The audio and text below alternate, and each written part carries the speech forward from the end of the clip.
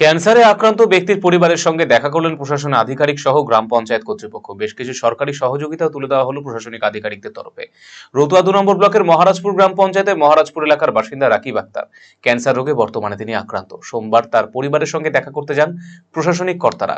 পরিবারকে 10,000 টাকার আর্থিক সাহায্য দেওয়ার পাশাপাশি বেশ কিছু সরকারি ত্রাণ সামগ্রী তুলে দেওয়া হয়েছে।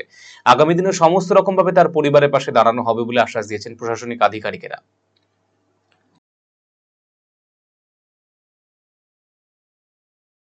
প্রধান মেম্বার আচ্ছা, বিডি অফিস থেকে কেন এসেছিল? সাহায্যের জন্য। কেন সাহায্য করলো? কি হয়েছে আপনার সঙ্গে? স্বামীর ক্যান্সার। আচ্ছা, কি কি দিল? চাল দিয়েছে, ডাল দিয়েছে, কম্বল দিয়েছে, তিরপাল দিয়েছে, 10,000 টাকা দিয়েছে। আরো লাগলে দিবে বলেছে। রাকিব বলে এক ব্যক্তি অসুস্থ হয়েছেন ক্যান্সার আক্রান্ত হয়ে। আমরা এর পূর্বে ওনার সম্বন্ধে খবর পেয়েছিলাম।